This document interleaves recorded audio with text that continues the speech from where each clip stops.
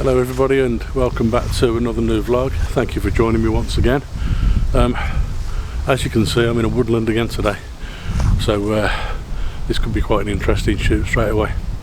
But today's video has been suggested to me by one of my Instagram followers, and it's something that I would not normally do, something I have done once or twice before, something that I've vlogged once before, probably about 18 months ago. And the reason I don't do it very often is because I don't think it gives very much to my own photography. I'm going to explain that in just a minute, but first of all, if you enjoy this video, remember, give it a thumbs up and please subscribe to my channel, and that will be very helpful going forward. But what I want to talk about today is ICM, or intentional camera movement, and I'm going to show you some images in just a moment of exactly that, and then I'll explain to you what it is.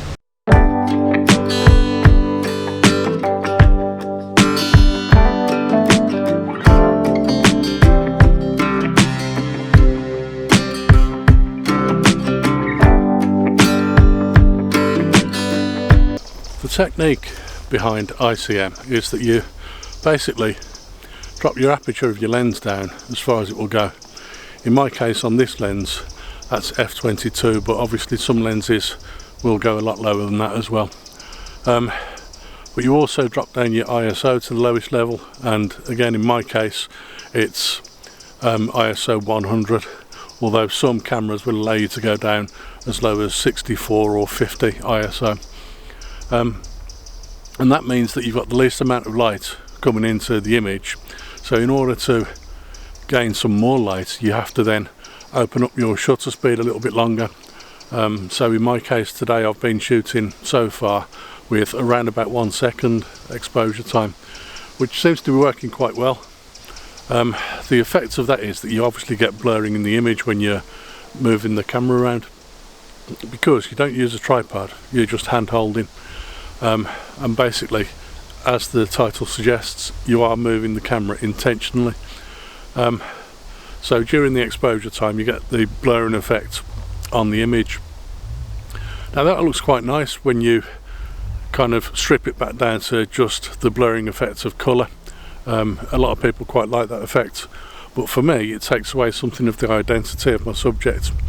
But I thought I would give it a go anyway, once again, because like I say, it had been suggested to me by one of my Instagram followers, so it's something that I wouldn't normally do, but I'm giving it a go anyway.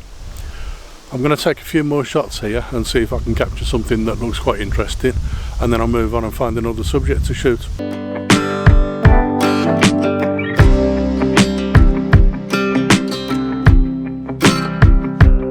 What I'm trying to do here, folks, as I press the shutter and open the shutter up for a second, during that time I'm moving the camera up and down like that, or left and right like that, or even possibly turning the camera on its side. The idea of that, of course, is it blurs the image as you're taking the shot and provides quite an interesting kind of picture, a nice interesting texture, just a certain look that looks quite nice to a lot of people. I quite like it myself. I like the colours and I like the texture and I like how everything looks, but it's something that I just don't think it adds anything at all to my photography. You can tell me different if you don't agree with me, but that's one of the reasons why I don't keep doing it. I like to give you some sort of indication of what the character and the identity of my subject is, and to do that I need to be very much focused on the subject rather than blurring the subject out of the image. But I hope you like these images. I'm going to move on and carry on taking a few more images now. I've got a couple of options of possible locations where I can go not far from here to try and get some more images, so I'll move on and take a few more. I quite like this bit of woodland here because you've got these trees here which are all very skinny and tall, so by moving the camera up and down during the exposure, what you find is that I'll get quite a lot of straight lines in the image that are blurred, but you'll be able to kind of make out some kind of order within the image, hopefully. and that's because of these trees. But also what I notice is there's still quite a little bit of green foliage on the trees, but also on the floor we've got lots of very golden, orange and brown leaves, which create a very interesting duotone, two different colours that complement each other quite well. So I can either go left to right or right to left on this one and find that I have like two very distinct colours, or go up and down and have some very straight lines in the image. So I'm going to try both of those and see which of those I prefer, and you let me know in the comments below which of these you prefer as well.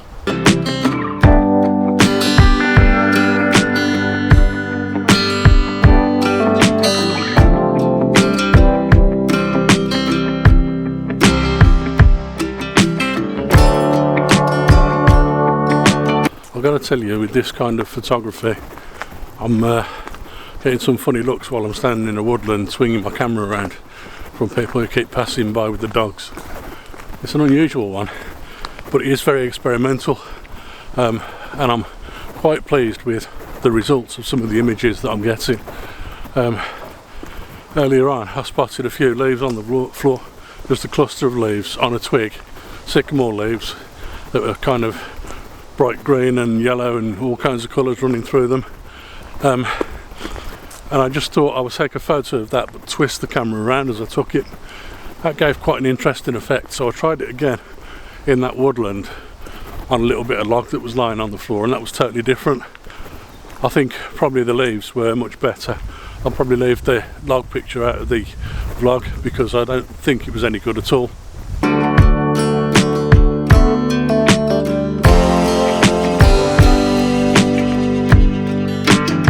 Also, the bright sunshine and blue sky that we've got at the moment is also having quite an interesting effect on the images, because that's encroaching into the images as I'm moving the camera up and down or from side to side. So that's adding a bit of colour as well. But also, it's a little bit breezy today as well. So even if I wanted to take photos of trees, I would probably find that quite a lot of the branches will be swinging around and moving anyway and end up being blurred in the image. So this kind of photography does really hide a multitude of sins, to be honest, with your photography, and you can get away with quite a lot. So I'm quite enjoying it, but still I don't think it's quite right for what I would normally do. I'll move on anyway and see if I can capture a few more shots somewhere else. I've walked about 1.5 miles since I last spoke to you. The reason is I wanted to come back to a spot I was in 2 vlogs back, because I had a very interesting thought. 2 vlogs back I found a leaf, a very bright yellow leaf, sitting on top of a bed of some very dark orange and brown leaves, and I thought it looked beautiful and took a photo of it. But I've suddenly had an idea that maybe, just maybe, this will look good if I do this with intentional camera movement. So the idea is to come back to the space I was in before and see if I can find either the same leaf, which is slim to non-existent to be quite honest, or something very similar, and then I was going to try and photograph it and twist the camera as I photograph it, in the hope of creating some kind of sunburst style artistic image. I don't know whether I can find that. I don't know whether I'm going to be able to do that, but I'm going to have a go anyway, and I hope you like the images I'm about to show you.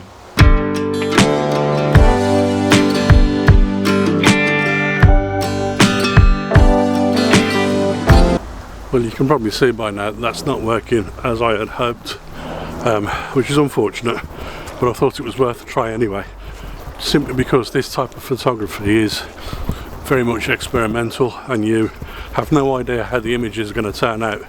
Even as you press the shutter, you got no idea how it's going to look when the final image comes out.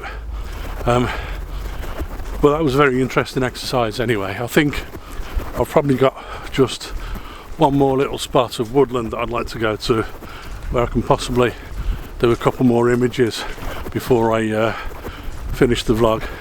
So I'm going to head there now and see what I can do over there, and then I'll make a move, I think. So I'm in my last spot of the day. This looks a little bit more promising.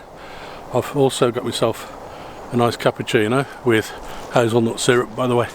If you've never tried that, you need to be trying that because it's beautiful. I had to stop filming there because there was a train going past making a hell of a row. But I'm looking at this bit of woodland here, and this seems a little bit more promising for capturing a few decent images using ICM. The problem I was having in one or two spots was that it was taking me sometimes 6, 7, 8 shots before I could find I could get one decent image in that area. But then in other areas I was finding that it was taking me literally sometimes 2, possibly 3 shots at the very most, and I would end up with one decent image anyway. So it seems to me that this kind of experimental photography works better in different types of areas, and you get a better hit rate. But I'm going to see if I can take a couple of shots here now. I don't know how many there's going to be, simply because of the disparity between various different areas where I get different numbers of images, and it takes me a lot longer in some areas than in others. But I'll take a few shots here, and I hope you like these.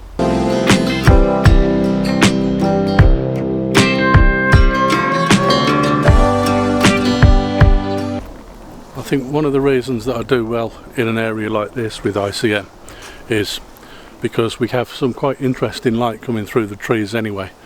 Tall trees which are quite slim as well and create these interesting lines through the image, but also the contrasting colours. We've got obviously the golden brown leaves on the floor, we've still got green foliage on the trees, and as you can see just there behind me, there's also some small patches of blue sky that are coming through the trees as well. So you get these blues, greens and golden oranges, golden browns, that all kind of contrast well together with one another.